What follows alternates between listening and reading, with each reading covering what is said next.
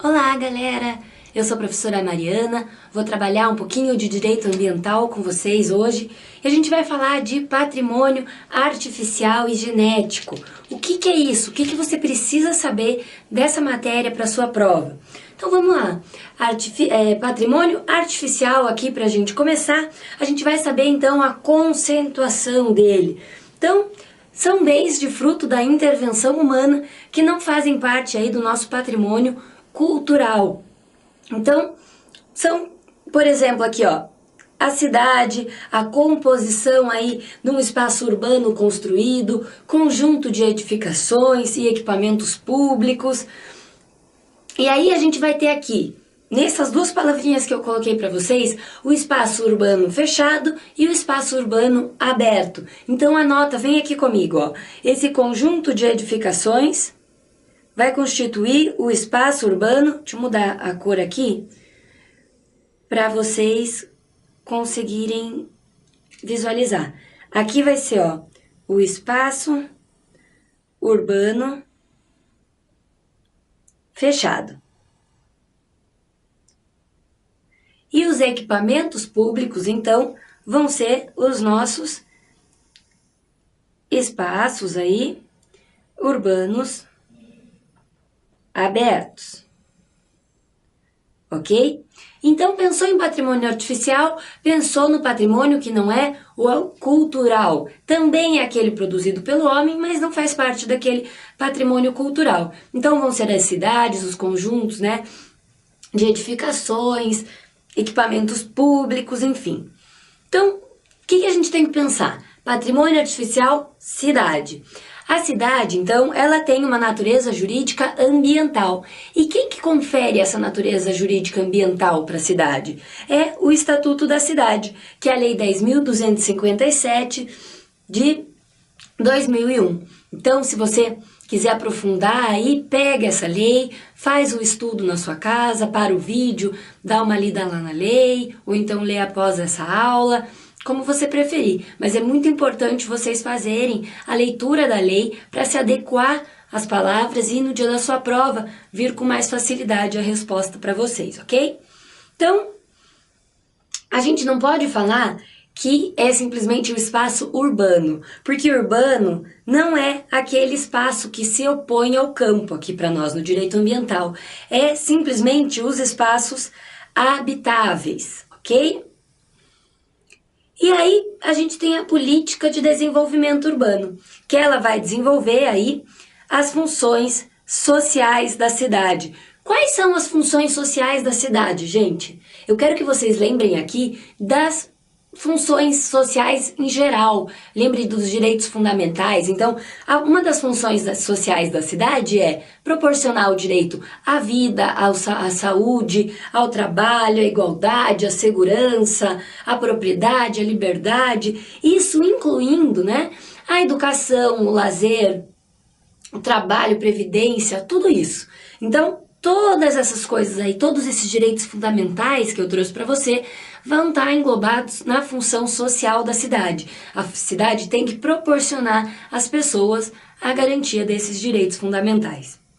E nada mais é do que garantir o bem-estar dos habitantes. Então, e esse desenvolvimento urbano, ele vai consistir aí em proporcionar para as pessoas habitação, saneamento básico, transporte, tudo que tiver a ver com a qualidade de vida do cidadão. E aí a gente fala de cidade, a gente fala de plano diretor, gente. Ele é obrigatório para cidades com mais de 20 mil habitantes. Eu disse mais de 20 mil habitantes. Então anota aí no seu caderno para você não esquecer. Instrumento básico da política de desenvolvimento urbano, então, é o plano diretor, porque ele vai fazer com que essa política ela seja efetivada. Então, ele fixa exigências fundamentais de organização, limitando o direito de propriedade individual em favor do bem-estar coletivo, para alcançar a qualidade de vida sadia para todos nós. Então, a cidade ela vai cumprir com a sua função social quando ela cumprir as exigências do plano diretor. Então, lembrem, existe a política de desenvolvimento urbano e ela vai dizer o que significa o desenvolvimento urbano, mas para efetivar essa política na prática, a gente tem aí o plano diretor. E na elaboração do plano diretor, devem ser realizadas audiências públicas para saber o que realmente precisa aí nessa cidade. E também é uma forma de gerir a cidade democraticamente, né, gente? Então, o Estatuto da Cidade. Então, o Estatuto da Cidade, eles vão ser aqui, ó, normas de ordem pública e interesse social que regulam o uso da propriedade urbana em prol do bem-estar coletivo e também do equilíbrio ecológico. Sempre pensar aquela coisa da Constituição, né, gente? Limita-se o direito individual para alcançar o bem coletivo. E visa também a sustentabilidade da cidade. O que é sustentabilidade? Você lembra? Não? Então vamos recapitular aqui comigo. Quando a gente tem o desenvolvimento econômico, pode desmatar, mas não pode desmatar tanto, lembram? Precisa haver um equilíbrio entre esse desenvolvimento e o cuidado ecológico, a preservação da natureza, o não desmatamento, não degradação. Então aqui seria a degradação, né? Quer dizer, desculpa, seria o cuidado. E aqui o desenvolvimento que vai estar degradando, denegrindo um pouquinho a natureza. Então eles precisam estar em equilíbrio para que a natureza não acabe e também para que possa haver um desenvolvimento aí econômico da população. Isso é sustentabilidade, quando a gente tem o equilíbrio entre essas duas coisas. Então essa sustentabilidade, ela não pode visar só a geração que está aqui nesse momento, ela tem que visar as gerações futuras, tá? Então, presentes e futuras gerações, visando a proteção e recuperação do meio ambiente, porque não adianta só a gente degradar agora, se no futuro não for ter meio ambiente aí saudável, ecologicamente equilibrado para as futuras gerações.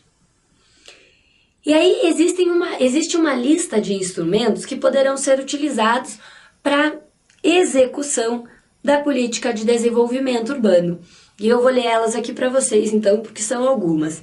Que é o plano diretor, como a gente acabou de conversar, o zoneamento ambiental, o tombamento de móveis e imóveis urbanos, unidades de conservação, estudo prévio de impacto ambiental e estudo prévio de vizinhança, de impacto da vizinhança, gente.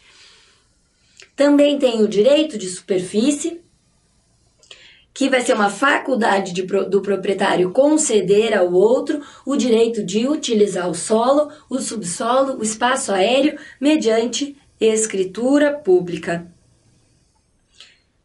E também aqui, ó, o direito de perempção, que é a concessão da preferência da venda, né, do imóvel ao poder público. Lembra que quando eu escrever aqui, tem que ser, né, PP, é o poder público. Se você for estudar aí sozinho depois pelos slides, que às vezes eu dou uma apertadinha aí no que está escrito para poder caber num slide só, para ficar mais fácil de vocês visualizarem aqui. Então, perempção é o direito aí, a concessão, né, dessa preferência de vender o imóvel para o poder público, já que é objeto de alienação onerosa entre os particulares. Também tem a outorga onerosa do direito de construir. O proprietário ele vai pagar para construir. E aí eu tenho uma frase aqui que pode facilitar o seu entendimento, quero que você anote no seu caderno. Então, quando você for escrever aí, outorga do direito de construir, eu quero que você lembre dessa frase aqui. O proprietário ele paga para construir, porque o plano diretor da cidade pode fixar áreas nas quais o direito de construir poderá ser adotado acima do coeficiente de aproveitamento básico adotado, mediante contrapartida do beneficiário. E aí você não esquece para sua prova, que é essa adoção aí do coeficiente, né, de aproveitamento básico além do normal, ok? Vamos pro J aqui, ó. Operações urbanas consorciadas. O poder público municipal e os moradores, eles vão então se reunir para alcançar áreas de transformações, melhorias sociais e a valorização ambiental a ser aprovada por lei específica. Também temos aí a transferência do direito de construir.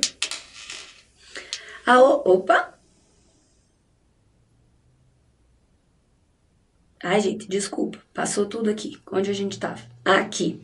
Então, a gente foi lá aqui, ó. Por último, a gente tem, então, a transferência do direito de construir. E a gente vem agora aqui para a novidade criada pelo Estatuto da Cidade, que é o uso capião coletivo. Gente, como que ele funciona? Dependendo aí da época que você estudou na faculdade, você nem sabia que existia isso, não é verdade? Então vem aqui comigo. O uso capião coletivo, ele vai envolver então áreas urbanas com mais de 250 metros quadrados, ocupadas pela população de baixa renda para moradia exclusivamente aí por 5 anos ininterruptamente e sem oposição. Então vamos lá outra vez. Áreas urbanas, mais de 250 metros quadrados, ocupadas por população de baixa renda para moradia, por 5 anos, ininterruptamente e sem oposição. Os possuidores não poderão ser proprietários de outro imóvel, urbano ou rural. Claro, né, gente? Porque se eles tiverem outro imóvel, eles não vão precisar desse exclusivamente para morar. Então, não pode ter outro imóvel, nem urbano, nem rural.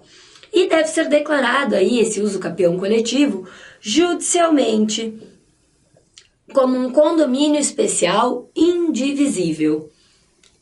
Grifa aqui, ó, indivisível. E aí a gente entra para o nosso segundo momento da aula. Falamos de patrimônio artificial e agora vamos falar de patrimônio genético. E aí você que faz concurso pode reparar que tem caído muito nas provas essa parte da lei de biossegurança, CTN-Bio. O que é isso, professora? Tudo a gente vai ver hoje aqui, tá? Então acalma aí o seu coraçãozinho. Presta atenção, que é um pouquinho mais puxada essa parte da matéria, porque tem muita novidade, mas nada que você não vai conseguir resolver sozinho, lá no dia da sua prova. Então vamos lá. O que é o patrimônio genético? Qual que é o conceito dele? Vamos ler aqui? Eu trouxe para vocês um conceito aí do doutrinador Frederico Amado. Então ele fala para nós o seguinte, que o patrimônio genético no direito ambiental é a informação de origem genética, a espécime vegetal, fúngica, microbiano ou animal, na forma de moléculas e substâncias provenientes do metabolismo destes seres vivos e de extratos obtidos desses organismos vivos ou mortos. Então pode ser só a célulazinha, gente. Pode estar vivo ou pode estar morto, tá? Em condições in situ. In situ, eu quero que vocês anotem aqui, ó. É a mesma coisa aqui in loco. Mariana, não resolveu nada isso daqui. Por favor, explica para nós. O que é in situ, o que é in loco, então, gente? É no local natural. Então, por exemplo, se eu vou pegar uma planta, ela tem que estar naquele habitat natural dela. Ou então, ó, um animal, enfim, né? E aqui, vamos continuar a leitura. Ó. Em condições in situ, no local natural, inclusive domesticados ou mantidos em coleções ex situ. E aqui o ex situ vai ser fora do local natural. Desde que coletados em condições in situ. Então, ele pode estar fora do local natural, mas ele tem que ter sido coletado naquele habitat natural dele, naquele lugar onde ele surgiu. Então, condições, desde que coletados em condições in situ, no território nacional, na plataforma continental ou na zona econômica exclusiva. Então vejam como é abrangente esse conceito, gente. E aí a gente vai lá para o artigo 225, parágrafo 1º, inciso 2º da nossa Constituição. E ele vai falar para nós o seguinte, que o poder público e a coletividade, eles têm que preservar a diversidade, a integridade do patrimônio genético do Brasil e fiscalizar as entidades dedicadas à pesquisa e manipulação de material genético. Então lembra que falou de material genético, você lembra o quê? Não mente pra mim. Você lembra de clonagem, né? A gente já vai falar sobre isso. Mas lembre então de material genético, de pesquisa, ok? Não tem problema você pensar em clonagem, mas lembra um pouquinho além dela. O que que ela significa aí pra nós? Pesquisa de material genético. E aí então a gente tem organismos vivos de todas as origens. Pode ser de ecossistema terrestre, aquático, marinho, enfim. E a Lei Complementar 140 de 2011, ela vai falar para nós o seguinte, que compete à União gerir o patrimônio genético. Então, a União compete à gerência aí do patrimônio genético, o controle da exportação de componentes da biodiversidade brasileira na forma de espécimes silvestres da flora, micro-organismos e da fauna, partes ou produtos deles derivados. Então, não é só a fauna, a flora, os micro-organismos em si, podem ser parte deles, ó, ou produtos derivados desses, desses organismos aí, tanto da flora, dos micro-organismos e da fauna. E a medida provisória 2186 de 2001, ela vai buscar para nós aqui a proteção da diversidade biológica brasileira. E ela não aborda a parte do patrimônio genético humano. Então, às vezes a gente pensa aí, né, só em patrimônio genético quanto a flora, a fauna, enfim, a gente também tem o patrimônio genético humano. Então, não esqueçam aí. Mas essa medida provisória em si, a 2186 de 2001, ela não vai abordar o patrimônio genético humano.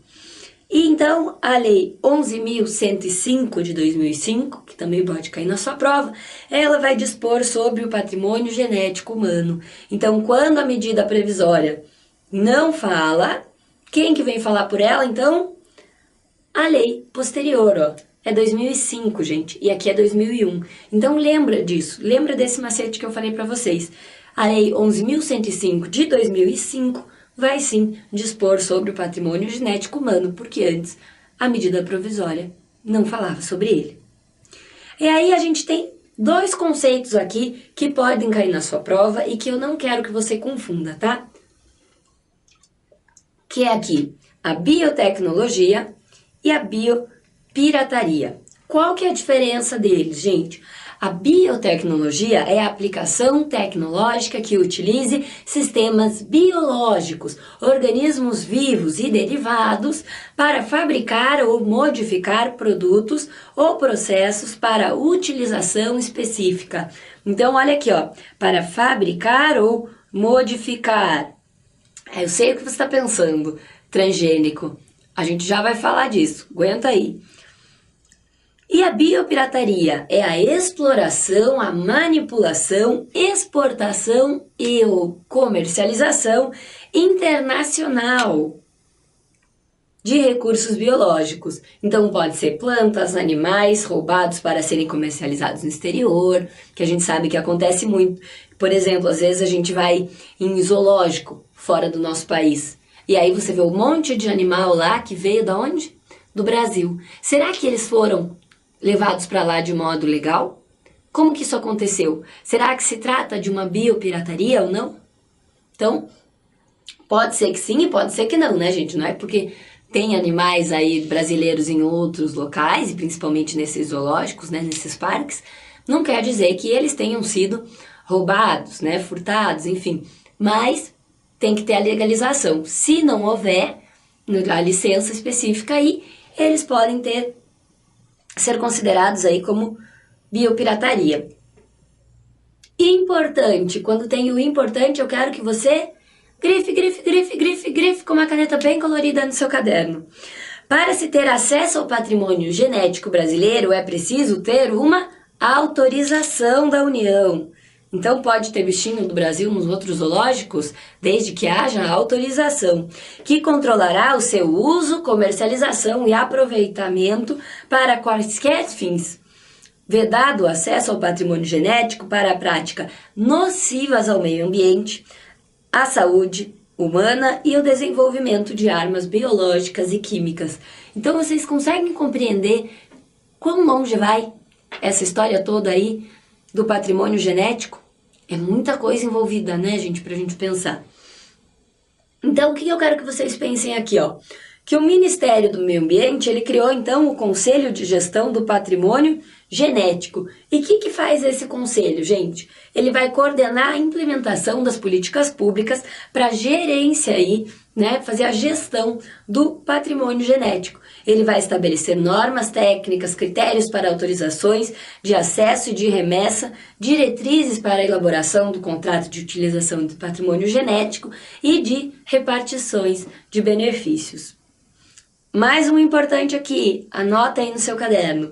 A exploração clandestina, aquela que não tem autorização, que é feita às escondidas, de produto ou processo de desenvolvido a partir de amostra ou componente do patrimônio genético brasileiro, sujeitará o infrator ao pagamento de indenização, ok? E aí, eu trago para vocês, em específico aí, a lei de biossegurança. A leitura dela não é tão simples, vocês vão ver aí que podem ser encontrados vários errinhos da lei, mas pode ser objeto da sua prova. Então, faz a leitura dessa lei, 11.105 de 2005. Não deixa de ler a lei, ok? O artigo 1º da lei vai dizer para nós do que se trata essa lei de biossegurança e por isso que eu trago ele para ler aqui com vocês. Então, ele vai dizer o seguinte, que a lei de biossegurança estabelece normas de segurança, obviamente, e mecanismos de fiscalização sobre a construção, o cultivo, a produção, a manipulação, o transporte, transferência, importação, exportação, armazenamento, pesquisa, comercialização, consumo, liberação do meio ambiente e o descarte de organismos geneticamente modificados, que são os OGMs aqui, que pode aparecer aí em algum livro que você for ler. E seus derivados, tendo como diretrizes o estímulo do avanço científico na área de biossegurança e biotecnologia, a proteção à vida e à saúde humana, animal e vegetal e a observância do princípio da precaução para a proteção do meio ambiente. Então, olha quanta coisa envolve a lei de biossegurança. E aí, o artigo 5º da nossa lei de biossegurança, ele vai tratar da pesquisa, com células-tronco embrionárias. E aí, vai tratar de embriões humanos in vitro e não utilizáveis, que é vedada a comercialização desse material. E existem os embriões ali, né, para fins terapêuticos e de pesquisa. Então, agora a gente vai falar da clonagem, que vocês tanto querem saber, né, gente? O que eu tenho para falar para vocês? A clonagem, ela só é admitida para fins terapêuticos, para produzir células-tronco. Por que não pode fazer a clonagem de outro ser humano? Porque além dos assuntos jurídicos que a gente pode ter como consequência aí dessa clonagem, por exemplo, quando começa a vida? Quando se tem a morte? É com a morte cerebral? Qual que é o direito à vida? Quem pode criar a vida? Por que criar a vida? Né? Então, vai envolver uma discussão jurídica enorme aí. Isso sem falar as questões religiosas, né, gente? Então, envolve muita coisa aí se a gente for falar de clonagem de seres humanos. Então, é por isso que a clonagem ela só pode acontecer para fins terapêuticos, só para a produção de células-troncos. E a gente tem os organismos geneticamente modificados, que são os OGMs, que eu acabei de falar para vocês, que a lei veda a pesquisa com esses organismos geneticamente modificados e a sua comercialização, se não tiver a autorização prévia do órgão competente. Então, não pode fazer pesquisa com OGM? Pode, mas tem que ter autorização. Os patrocinadores dessas pesquisas, eles devem exigir aí um certificado de qualidade em biossegurança, que é produzido, é emitido pela CTN Bio, que pode também cair na sua prova esse nome, CTN Bio, que é a Comissão Técnica Nacional de Biossegurança. Anotou no seu caderno? CTN Bio, Comissão Técnica de Biossegurança, sob pena de serem corresponsáveis pelo ato ilícito. E aí eu quero que lá da CTN Bio, que você coloque ela no Google, pegue ela, e vocês leiam do artigo 10 aos artigos... Perdão, gente, falei tudo errado. Eu quero que vocês peguem a Lei de Biossegurança, que vai falar sobre o CTN Bio, tá? E que vocês leiam os artigos 10 a 14 da Lei de Biossegurança. Então, esse LB aqui, ó, é a Lei de Biossegurança. Ok? E aí, vocês façam essa leitura para entender o que é a CTN Bio. E os transgênicos, gente, aí eles são organismos geneticamente modificados, né? E o que a gente pode falar hoje? A gente sabe, tem gente que não sabe dessa informação, mas agora vai ficar sabendo, que quando a gente tem num pacotinho lá que a gente for comprar um alimento, esse Tzinho em amarelo quer dizer que esse alimento ele é produzido a partir de transgênicos, de organismos geneticamente modificados, né? E não se sabe ao certo as repercussões desses transgênicos sobre os seres vivos. Então, quando a gente souber das consequências do uso dos transgênicos, vai ser daqui a alguns anos, porque a gente está usando eles agora. Então não se sabe realmente se eles fazem mal à saúde ou não, se eles podem ocasionar as doenças ou não, podem ocasionar câncer, por exemplo, que tem muita gente que diz isso, mas isso ainda não é comprovado cientificamente. Pode ser que sim e pode ser que não. E aí o artigo 40 da Lei de Biossegurança vai falar para nós o seguinte, que os alimentos que contenham os organismos geneticamente modificados, eles devem conter a informação em seu rótulo, que é justamente essa figurinha que eu trago aqui para vocês. E aí a gente tem a CBio, que é a Comissão Interna de Biossegurança. Toda instituição tem que utilizar técnicas de engenharia genética ou realizar pesquisas com OGMs e derivados, deve estabelecer uma CBio, uma Comissão Interna de Biossegurança, para fiscalizar essa utilização aí dos organismos geneticamente modificados, ok? E além da CBio, a gente tem a Comissão Nacional de Biossegurança, que ela tem como função formular e implementar a Política Nacional de Biossegurança. Ela decide, em última instância, sobre a liberação para uso comercial dos organismos geneticamente modificados e seus derivados, pedido da CTN Bio ou então pelo pedido do juiz. Essa informação está presente no artigo 8º, inciso 2º da Lei de Biossegurança. Por isso que eu falo para vocês fazerem a leitura. E aí a Lei de Biossegurança, ainda no artigo 30, falando aí dos organismos geneticamente modificados, ela vai falar o seguinte, que os organismos geneticamente modificados que tenham obtido decisão técnica da CTN Bio favorável à sua liberação comercial, então é esses que a gente encontra nos alimentos que a gente consome, até a entrada em vigor desta lei, poderão ser registrados e comercializados, salvo manifestação contrária aí da Comissão Nacional de Biossegurança, no prazo de 60 dias, a contar da data da publicação dessa lei.